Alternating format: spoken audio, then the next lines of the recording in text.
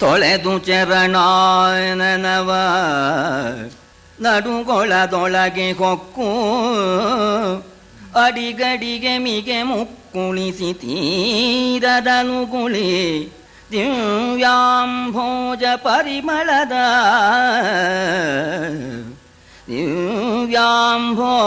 ಪರಿಮಳದ ವಿಲಸದ ನಿತನಿ ಕೊರೆದ ಶೀತಳ ಜಲವ ಕುಡಿದು ಆಪ್ಯಾಯನಾಂತರ ಲಲಿತ ಹೃದಯ ನಿಮಿರ್ದು ಹಿಡಿದನು. ಆಪ್ಯಾಯನಾಂತರ ಲಲಿತ ಹೃದಯ ನಿಮಿರ್ದು ಹಿಡಿದನು ಕಮಲ ಪಂಕ್ತಿಗಳ. ಒಳ್ಳೆ ಚಳಿಯಾಗಿರ್ತಕ್ಕ ತಂಪಾದ ಒಳ್ಳೆ ಸುಗಂಧವಾದ ನೀರು, ಬಾಯಾರಿಕೆನೂ ಆಗಿದೆ, ನೀರು ಕುಡಿಯೋಣ ಅಂತ ಹೇಳಿ ಕೈಕಾಲೆಲ್ಲ ತೊಳ್ಕೊಂಡು ಬಾಯಿ ಮುಕ್ಕಳಿಸಿದ. ಕೊಳದಲ್ಲಿ ಉಗುಳಲಿಲ್ಲ, ಅದನ್ನು ಇಲ್ಲಿ ಹೇಳ್ತಾ ಇದ್ದಾನೆ. ತೀರದಲ್ಲಿ ಉಗುಳಿ ಅಂತ ಇದನ್ನ ಕವಿ ಉದ್ದೇಶಪೂರ್ವಕವಾಗಿ ಹೇಳ್ತಾ ಇದ್ದಾನೆ. ಯಾವಾಗಲೂ ಕೂಡ ಶುದ್ಧವಾಗಿರ್ತಕ್ಕಂಥ ವಸ್ತು ಎಲ್ಲರೂ ಉಪಯೋಗಿಸ್ತಕ್ಕಂಥದ್ದು ಅಲ್ಲೇ ಉಗಿದು ಬಿಡ್ತೀನಿ, ಅಲ್ಲೇ ಕ್ಯಾಕರಿಸಿ ಬಿಡ್ತೀನಿ ಅಂತ ಮಾಡಬಾರ್ದು ಅನ್ನೋದಕ್ಕೋಸ್ಕರ ಹೇಳ್ತಾ ಇದ್ದಾನೆ. ನಾಪ್ಸು ಮೂತ್ರಪುರಿ ಶಂಕುರಿಯಾತು ನ ನಿಷ್ಠೀವೇತು ಅಂತ ವೇದದಲ್ಲೂ ಕೂಡ ಹೇಳಿದೆ. ವೇದದಲ್ಲೇನು ಸಾಮಾನ್ಯವಾದ ನೀತಿ, ಸಾರ್ವಜನಿಕವಾಗಿರ್ತಕ್ಕಂಥ ವಸ್ತು ಏನಿದೆಯೋ ಅದನ್ನು ನಾವು ಉಪಯೋಗಿಸಬಹುದೇ ವಿನಃ ಅದನ್ನು ಅಶುಚಿ ಮಾಡಬಾರ್ದು, ಮಹಾಪಾಪ ಅಂತ. ಈ ದಾರಿ ನಾವು ನಡಿಬಹುದು, ಮುಳ್ಳು ಹಾಕಿದ್ರೆ ಅದು ತಪ್ಪಾಗತ್ತೆ. ಹಾಗೆ ತೀರದಲ್ಲಿ ಉಗುಳಿ ಅಂತನ್ನೋ ಮಾತನ್ನ ಹೇಳ್ತಾ ಇದ್ದಾನೆ. ಆಮೇಲೆ ತಂಪಾಗಿರ್ತಕ್ಕಂಥ ನೀರನ್ನು ಕುಡಿದ ಮೇಲೆ ಕಮಲ ಕೊಯ್ಬೇಕಲ್ಲ, ಬಹಳ ತಂದು ಕೊಡ್ಬೇಕು ಅಂತ ಕೇಳಿದಾಳೆ ಅವಳು. ಬಹೂನಿ ಇಮಾನಿ ಆಹಾರ ಅಂತ ಕೇಳಿದ್ಲು. ಏನ್ ಮಾಡೋದು ಈಗ ಅಂತ ಅವನಿಗೆಲ್ಲ ಗೊತ್ತಿದ್ದು. ಈ ಗದ್ದೆಯವರು ಈ ಮುಂಬು ಮೇಲೆ ಕೊಯ್ತಾರೆ ನೋಡಿ, ಪೈರು ಕೊಯ್ಬೇಕಾದ್ರೆ ಮೂರು ಸಾಲು ಒಬ್ಬೊಬ್ರು ಕೂತ್ಕೊಂಡು, ಯಾಕೆ ಬಿಟ್ಟೋಗಲ್ಲ, ಇಲ್ಲೊಂದು ಅಲ್ಲೊಂದು ಕೊಯ್ದ್ರೆ ಅಲ್ಲೊಂದು ಇಲ್ಲೊಂದು ಉಳ್ಕೊಂಡ್ಬಿಡುತ್ತೆ. ಅವೇನ್ ಮಾಡ್ದ, ಸಾಲು ಹಿಡಿದು ಬಿಟ್ಟು ಪಂಕ್ತಿ ಮೇಲೆ ಹೋಗ್ಬಿಟ್ಟ. ಈ ಸಾಲು ಮುಗೀತು, ಆಮೇಲೆ ಇನ್ನೊಂದು ಸಾಲು, ಹೀಗೆ ಎಲ್ಲ ಕೊಯ್ದು ಬಿಟ್ಟ. ಕೊಳ ಖಾಲಿ, ಗೊಂದಲವಾಗಿ ಕಾಣ್ತಾ ಇದೆ. ಚಾಚಿದನು ಬರಿ ಕೈಯನು ಅಬುಜಗೆ ಚಾಚು ವಿಭಪತಿಯಂತೆ. ಚಾಚಿದನು ಬರಿ ಕೈಯನು ಅಬುಜಗೆ ಚಾಚು ವಿಭಪತಿಯಂತೆ. ತುಂಬಿಗಳ ಚಡಾಳ ಧ್ವನಿಯ ದಟ್ಟನೆ ಮಿಗಲು ಚೀರಿದೋ. ವೀಚಿ ಮಸಗುವ ಕೊಳನು ಜಿನ ಋಷಿಯಾಚರಣೆಯೊಳು. ವೀಚಿ ಮಸಗುವ ಕೊಳನು ಜಿನ ಋಷಿಯಾಚರಣೆಯೊಳು. ಕಮಲವನವನು ಲೋಚಿನಲಿ ಲಾವಣಿಗೆ ಗೊಂಡನು ಭೀಮದಿ ವಿಷದಲ್ಲಿ. ಆನೆ ಸೊಳ್ಳು ನೀಡುವಂತೆ ಕೈಯನ್ನು ನೀಡಿ ಎಲ್ಲ ಕೊಯ್ದು ಬಿಟ್ಟ. ಏನಿಲ್ಲ, ಕೊಳ ಜಲ ಜಲ ಜಲ ಜಲ ಆಗಿತ್ತು ಅಂತ. ಜಿನ ಋಷಿಯ ಆಚರಣೆಯಂತೆ ಅಂತ. ಈ ಜಿನರು ಅಂದ್ರೆ ಜೈನರು. ಆ ಜೈನರು ಅಂತೇನೆ ಅಂತ ಅವ್ರಿಗೇನೂ ಇರೋದಿಲ್ಲ. ಅದು ಒಂದು ದಿಗಂಬರರು ಶ್ವೇತಾಂಬರರು ಅಂತ ಅವರಲ್ಲಿ ಭೇದಗಳು ಇದೆ. ಪರಂಜಳವಾಗಿ ಇರ್ತಾರಲ್ಲ, ಹಾಗೆ ಕೊಳ ಪರಂಜಳ ಮಾಡಿಬಿಟ್ಟ ಅಂತ. ಜಿನ ಋಷಿಯಂತೆ ಪರಂಜಳ ಮಾಡಿಬಿಟ್ಟಿದ್ದಾನೆ. ಸರಿ, ಅಷ್ಟೊತ್ತಿಗೆ ಈ ಕುಬೇರನ ಹತ್ರ ಹೇಳಿದವರು, ಸರಿ ಕುಬೇರ ಹಿಂಗಾಗತ್ತೆ ಅಂತ ಮೊದಲೇ ಗೊತ್ತಿತ್ತು, ನೀವು ಯಾಕೆ ತಡೆದ್ರಿ ನೋಣ, ಹಂಗೆ ವಾಪಸ್ ಬಂದ್ಬಿಟ್ರು, ಕೊಳ ಕಾಯಿರಿ ಅಂತ ಕಳಿಸಿದ. ಅಷ್ಟೊತ್ತಿಗೆ ಇವನ್ನೆಲ್ಲ ಕೊಯ್ದಾಗಿತ್ತು. ಕೊಯ್ದೆಲ್ಲ ಪೆಂಡಿ ಕಟ್ಟಿದ್ದ. ಈ ಯಕ್ಷರಾಕ್ಷಸರು ಬಂದ್ರು. ತಿರಿದು ತಾವರೆ ವನವ ಕಕ್ಷದೊಳಿರುಕಿ, ತಾವರೆ ವನವ ಕಕ್ಷದೊಳಿರುಕಿ ಗದೆಯನು ಕೊಂಡು ಸರಸಿಯ ಹೊರವಲಯದಲ್ಲಿ ನಿಂದು ಕಾಗಿನ ಯಕ್ಷರಾಕ್ಷಸರ ಒರಲಿ ಕರೆದನು. ನಿಮ್ಮ ಕೊಳನಿದೆ, ನಿಮ್ಮ ಕೊಳನಿದೆ ಬರಿದೆ ದೂರದಿರೆಮ್ಮನೆನುತ ಆಸರಿನ ಮಾತಿನ ನಲವಿನಲಿ ಮರಳಿದನು ಕಲಿ ಭೀಮ. ದೊಡ್ಡ ಪೆಡ್ಡಿ ಕಟ್ಟಿಬಿಟ್ಟ. ಆ ಸಹಸ್ರದಳ ಕಮಲದ ಹೊರೆ ಹೊತ್ಕೊಂಡು ತಲೆ ಮೇಲೆ ಇಟ್ಕೊಂಡು ಆಗ ಕೂಗ್ತಾ ಇದ್ದಾನೆ. ಆ ಯಕ್ಷರಾಕ್ಷಸರು ದೂರದಲ್ಲಿ ನಿಂತ್ಕೊಂಡಿದ್ರು. ಬಂದ್ರೆ ನೋಡಿ ನಿಮ್ ಕೊಳ ಇದೆ, ಬರಿದೆ ಅಂತ. ಈ ಬರಿದೆ ಮುಂದಕ್ಕೂ ಅನ್ವಯ ಹಿಂದಕ್ಕೂ ಅನ್ವಯ. ನಿಮ್ಮ ಕೊಳ ಖಾಲಿ ಬಿಟ್ಟಿದ್ದೀವಿ, ಮುಂದೆ ಬಿಡೋದೆಲ್ಲ ಕಮಲಗಿಲ್ಲ, ಎಲ್ಲ ನೀವೇ ಕೊಯ್ಕೊಳ್ಳಿರಂತೆ ಅಂತ. ಕೊಳ ಬರಿದೆ ಇದೆ. ಬರಿದೆ ದೂರದಿರಿ ಎಮ್ಮನು, ಸುಮ್ಮನೆ ದೂರಬೇಡಿ, ಹೇಳಿ ನಿಮ್ಮ ಮಹಾರಾಜರಿಗೆ ಬರ್ತೇನೆ ನಮಸ್ಕಾರ ಅಂತ ಹೇಳಿ ಆಸರಿನ ಮಾತು ಅಂತ. ಇದು ನೋಡೋದಕ್ಕೆ ನಮಸ್ಕಾರ ಅಂತ ಅಂದ್ರೂ ಕೂಡ ಅದು ಹೊಟ್ಟೆ ಉರಿಯತಕ್ಕಂಥ ಮಾತು. ನಿಮ್ಮ ಕೊಳ ಖಾಲಿ ಬಿಟ್ಟಿದ್ದೇನೆ, ಸುಮ್ಮನೆ ನಮ್ಮನ್ನು ದೂರಬೇಡಿಪ್ಪ, ಬರ್ತೇನೆ, ವಿಶ್ವಾಸ ಇರಲಿ ಅಂತ ಹೇಳಿ ಹೊರಟಿದ್ದಾನೆ. ಇವನು ಹೊರಡೋಣ, ಅಲ್ಲೇನಾಗಿದೆ ಅಂದರೆ ಇದು ಆ ಭ್ರಾತೃ ಪ್ರೇಮ ಹಾಗೆ ಆ ಅಣ್ಣತಮ್ಮಂದ್ರಲ್ಲಿ. ಈ ಭೀಮ ಇಲ್ಲಿ ಬಂದು ಲಡಾಯ ಮಾಡ್ತಾ ಇದ್ದಾನಲ್ಲ, ಯಕ್ಷದ ಹತ್ರ ರಾಕ್ಷಸದ ಹತ್ರ ಹೊಡೆದಾಟ ಮಾಡೋ ಕಾಲದಲ್ಲಿ ಅಲ್ಲಿ ಋಷಿಗಳೊಡನೆ ಧರ್ಮಶ್ರವಣ ಮಾಡ್ತಾ ಕೂತಿದ್ನಲ್ಲ, ಅಲ್ಲೇನಾಗಿದೆ ಧರ್ಮರಾಜನಿಗೆ? ಕೇಳು ಜನಮೇ ಜಯ ಯುಧಿಷ್ಠಿರನೋಲಗದೊಳು ಉತ್ಪಾದ ಶತವು ಇವರಾಲಿಗಳ ನಂಜಿಸಿದವು ಅತಿರಂಜಿಸಿದವದು ಭುತವ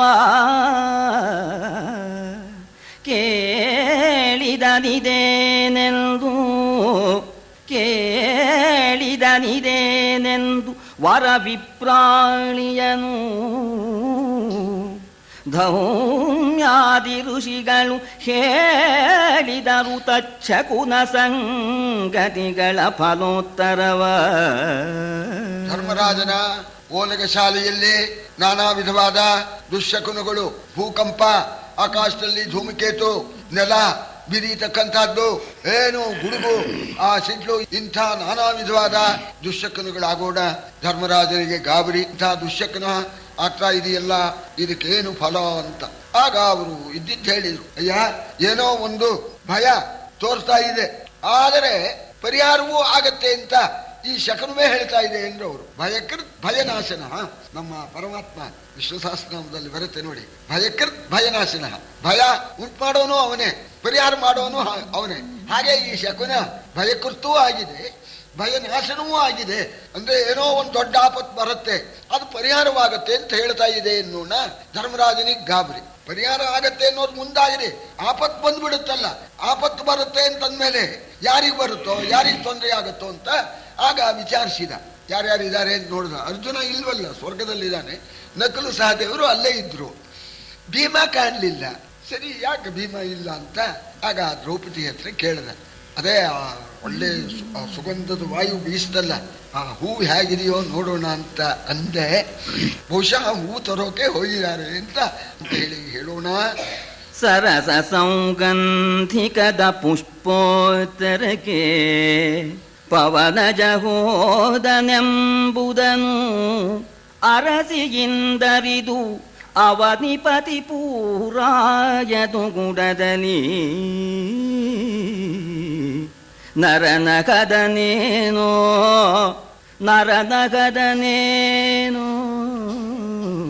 ವೃಕೋದರ ನಿರವುತಾನೆಂತೆನುತ ಚಿಂತಾಭರಿತನಿದ್ದನು ಭೀಮಸೇನನ ಕಾಂಬತವಗದನಿ.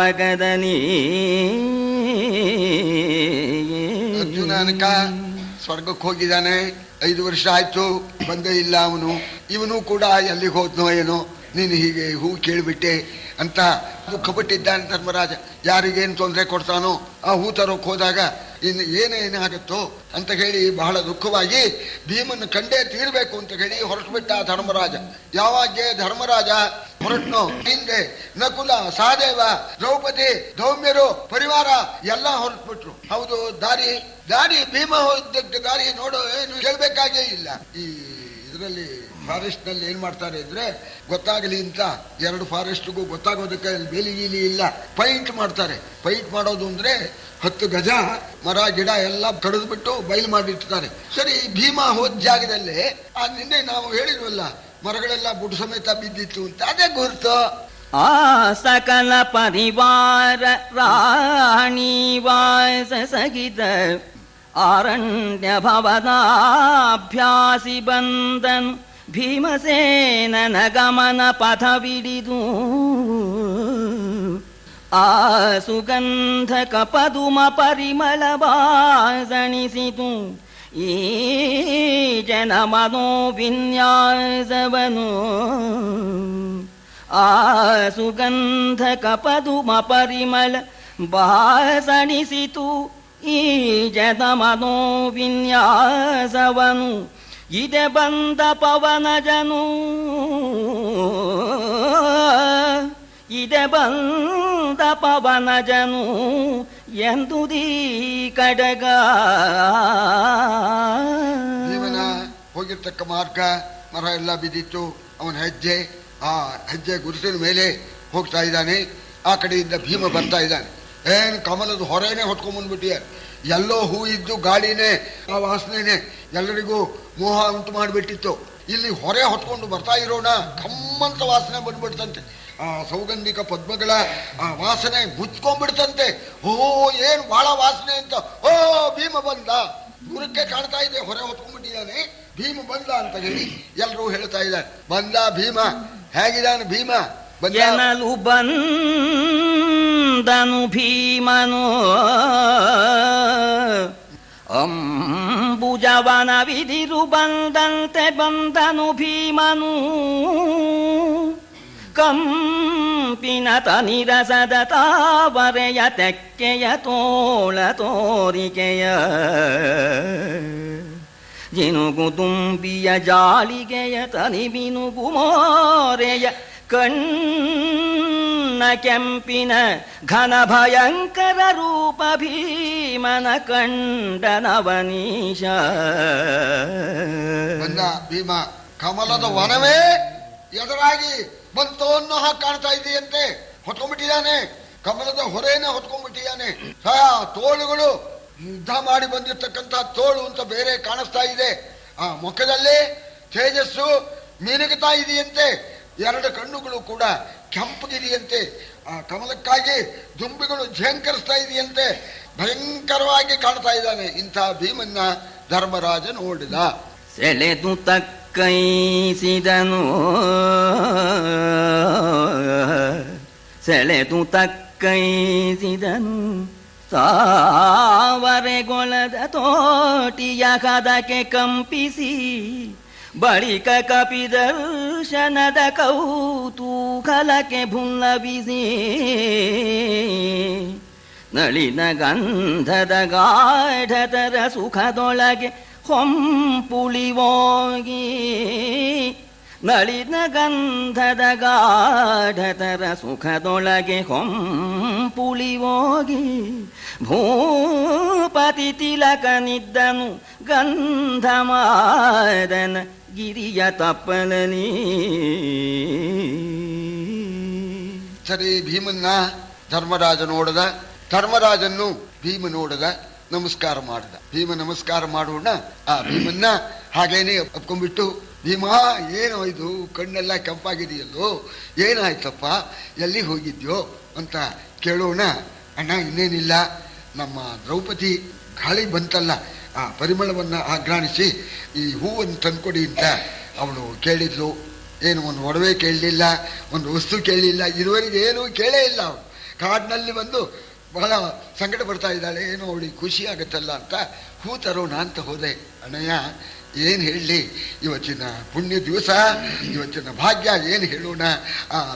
ರಾಮಾಯಣ ಮಹಾಮಾಲ ರತ್ನಂ ಒಂದೇ ಆಂಜನೇಯ ನಮ್ಮಣ್ಣ ನನಗೆ ಭೇಟಿ ಕೊಟ್ಬಿಟ್ಟ.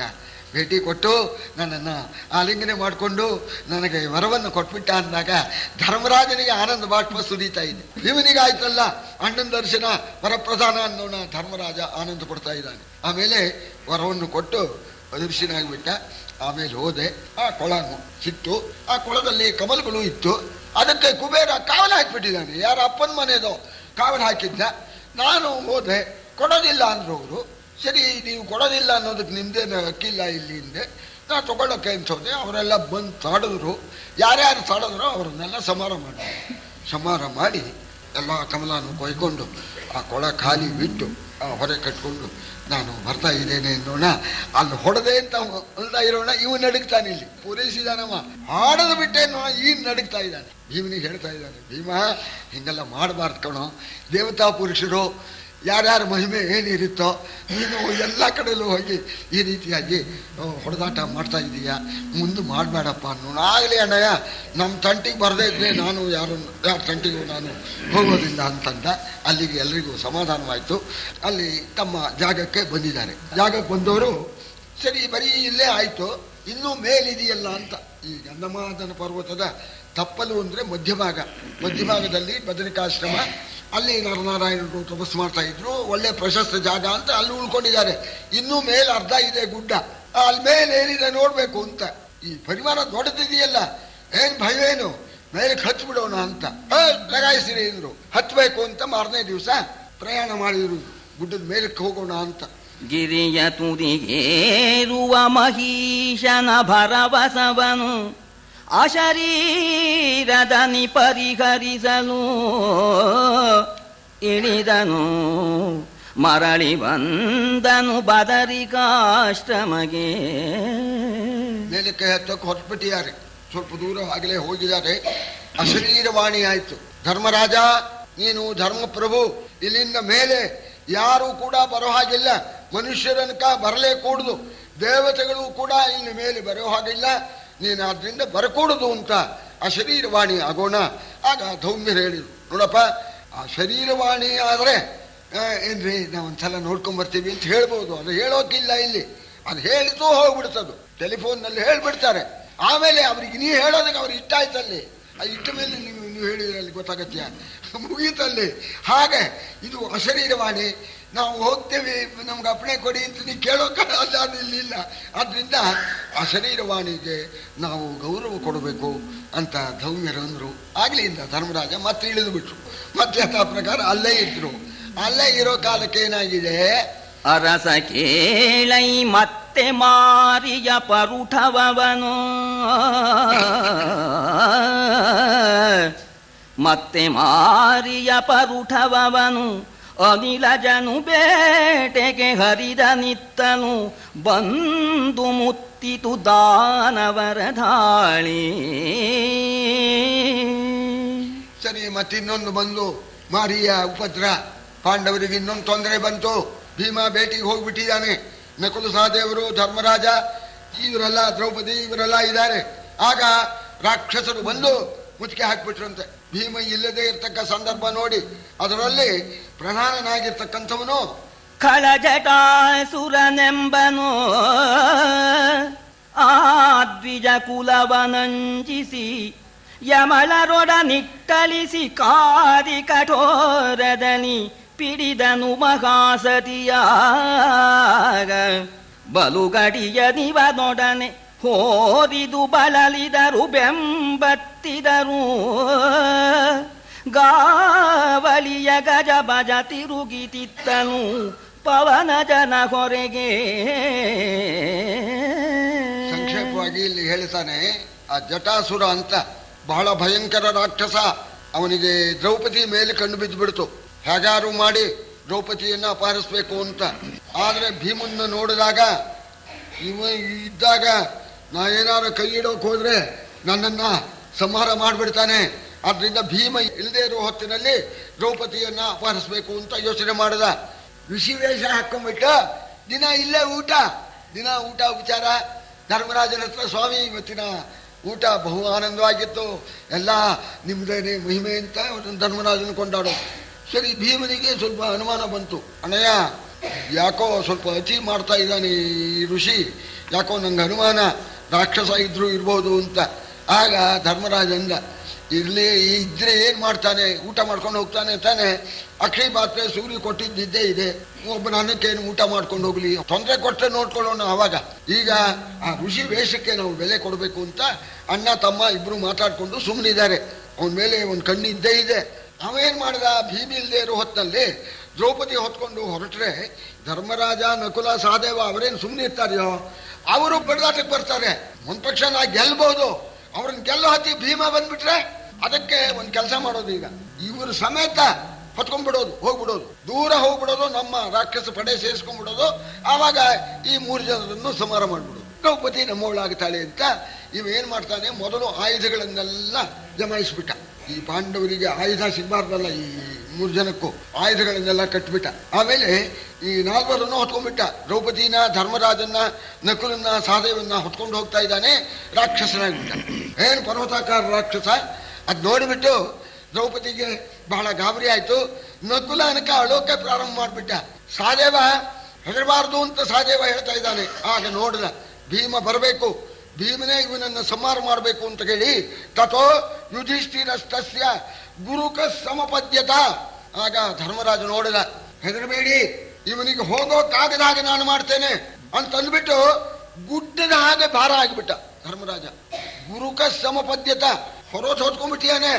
ಸರಿ, ಆಮೇಲೆ ಆ ತೃಣೀಕೃತ ತೃಣಾವರ್ತ ಅಂತ ಬರುತ್ತೆ ನೋಡಿ, ಆ ತೃಣಾವರ್ತ ಅಂತ ರಾಕ್ಷಸ ಕೃಷ್ಣನ್ನ ಹಾರಿಸ್ಕೊಂಡು ಹೋದಾಗ ಸರಿ ಅವನ ಭಾರ ಬಿಟ್ಬಿಟ್ಟೆ ಸಂಹಾರ ಮಾಡ್ದ ಅಂತ. ಆಗ ಹೇಳ್ತಾನೆ ಧರ್ಮರಾಜ, ಹೆದರಬೇಡಿ ನೀವು, ಭೀಮನ್ನ ಕರೆಯೋಕೆ ನಮ್ಮ ಋಷಿಗಳು ಹೋಗ್ತಾರೆ. ಭೀಮ ಬರೋವರಿಗೆ ಇವ ಎಲ್ಲರೂ ಅರಣ್ಯಕ್ಕೆ ಹೋಗದಂತೇನೆ ನಾನು ಗುಡ್ಡದಂತೆ ಭಾರ ಆಗಿಬಿಟ್ಟಿದ್ದೀನಿ, ಇವೇನು ಮಾಡೋ ಹಾಗಿಲ್ಲ ಅಂತ ಭರವಸೆನೂ ಕೊಟ್ಟ. ಈ ಭರವಸೆ ಕೊಟ್ಟು ಭಾರ ಬಿಡೋಣ, ಸಹದೇವ ಜಾರ್ಕೊಂಡ್ಬಿಟ್ಟ. ಸಹದೇವ ಜಾರ್ಕೊಂಡು ಹಾಗೇನೆ ಕತ್ತಿನೂ ತಗೊಂಡು, ಎಲ್ಲವ ನಮ್ಮನೆ ಅನ್ನ ತಿಂದು ಮೋಸ ಮಾಡಿ ಈ ರೀತಿ ಹೋಗ್ತೀಯ, ಬಿಡೋದಿಲ್ಲ ನಿನ್ನ ಅಂತ ಸಹದೇವ ಯುದ್ಧಕ್ಕೆ ನಿಂತುಬಿಟ್ಟ. ಧರ್ಮರಾಜ ಧೈರ್ಯ ಹೇಳ್ತಾ ಇದ್ದಾನೆ, ಹೆದರಬೇಡಿ, ಅವನು ಎಲ್ಲೂ ಹೋಗೋಲ್ಲ ಅಂತ. ಅವನು ಹೋಗ್ತೇನೆ ಅಂತ ಹೋದ್ರೆ ಮುಂದಕ್ಕೆ ಹೋಗೋಕೆ ಆಗೋಲ್ಲ, ಅವನಿಗೆ ಚಕ್ರಾಕಾರ ಹಿಂಗೆ ತಿರುಗ್ತಾ ಇದ್ದಾನೆ. ಸರಿ, ಈ ಋಷಿಗಳು ಭೀಮನ್ನ ಬರಮಾಡ್ಬೇಕಲ್ಲ, ಈ ಋಷಿಗಳು ಏನ್ ಮಾಡಿದ್ರು,